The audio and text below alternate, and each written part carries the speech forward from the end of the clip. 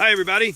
It is day, I think, seven or eight of the No Travel blog with Jake Doherty, all things Garmisch and Bavarian beer vacations. Bad news, they canceled the Passion Play.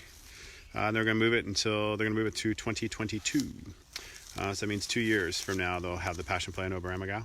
I don't know who these people are behind me. I'm going to try and get them out of the frame, sorry. But because of that, it's going to be really hard for me and for all the small businesses around here to survive this summer. It means pretty much we're not going to have any bookings until, hopefully, the Oktoberfest. So cross your fingers. Hopefully that will happen. You're the kids from him. What? No, they're not my kids. I don't know who those people are. Yeah! What? No. You need to tell them to quit talking. What? Who's that? Yes, the girls are with me today. We went for a hike because there is no school. And I heard a rumor there's not going to be school until probably next year. So that means there won't be any school until September. It's a rumor. It hasn't been verified yet. So hopefully it stays a rumor and we put these kids back into school so I don't have to hang out with them anymore. But we brought you guys up here to continue a theme that I started the other day. I was talking about... We'll say it again? Here's the Whetstones. Exactly.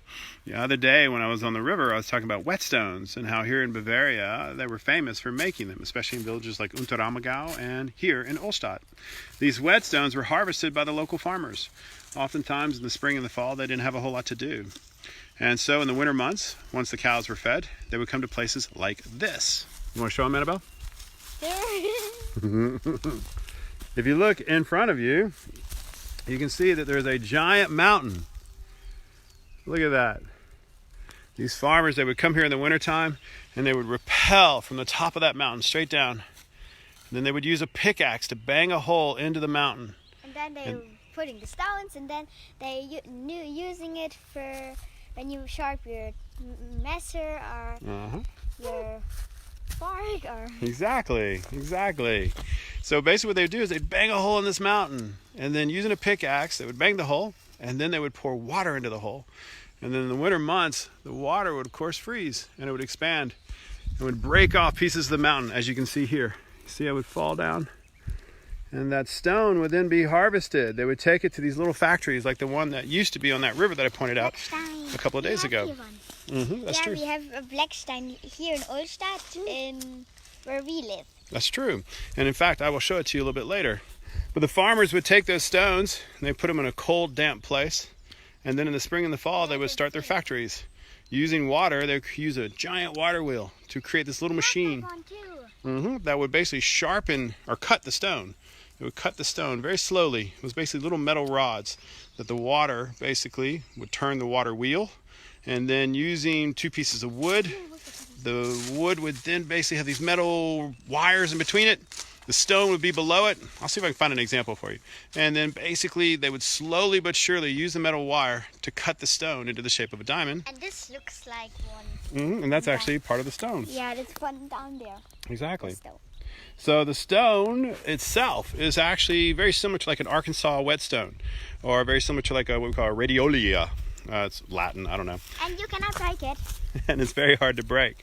The main difference though between Bavarian whetstones, which are naturally occurring, and a lot of synthetic whetstones, is that you don't have to get them wet. You can actually still sharpen your sickle and you can sharpen your knives with a dry stone. Here in Olstadt, they no longer make them. But they are building a museum dedicated to the history of it, which I will show you parts of a little bit later today. And the only place you can still find naturally created Bavarian whetstones is at the Freilicht Museum, which is in Großweil, down the road. But I always like to bring this up because I think it's a really neat piece of history. And when you guys go to Oberammergau for the Passion Play in 2022, be sure and buy one of those wood carvings of the men hanging from the rope, because that's them. They would hang from these mountains and they would bang a hole into the mountain itself. I think that's so cool. All right, guys.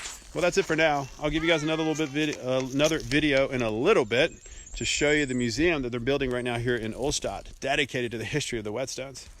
And then maybe I will do some favors for some friends out there. Let's see, for Jessica, the one in Unterammergau, if I can get a chance, I'll go out there and show you how it looks today. But right now, they're not really allowing us to travel very much. They're trying to keep us in our towns and in our homes. And then I made a promise to my friend Tess that I would take her to Garmisch and show you guys some of the old sites from Armed Forces Recreation Centers Europe, where she used to work. And so as soon as I can get to Garmisch, Tess, I will do that. Also, last but not least, we have started our YouTube page back up. So please, please, please go like these videos on YouTube. If I can get 1,000 likes, 1,000 people to like our All Things Garmisch YouTube page, then I can start getting a little advertising and make a little money, which will be a huge help. I broke it. Oh, you broke the stone? Yeah. Uh-oh. You want to show them what it looks like on the inside? Yeah. There you go. Well, girls, you want to say goodbye? And our opa is too making in a picture. That's true. My father-in-law's father used to be a whetstone maker. That's why I know so much about him. So guys, one last time, please do me a favor. Go and like our page on All Things Garmisch so that we can start getting a little revenue with these videos. You will see that I'm posting all these videos on YouTube as well. So please tell your friends to go and like the videos and have a look, because I think it's kind of interesting material. All right, guys. Bye-bye for now. Firestone. That's not a firestone. It makes fire smell. Doesn't smell like sulfur, does it? You got it on your nose. Miriam, you gonna say goodbye? All right, bye-bye guys for now.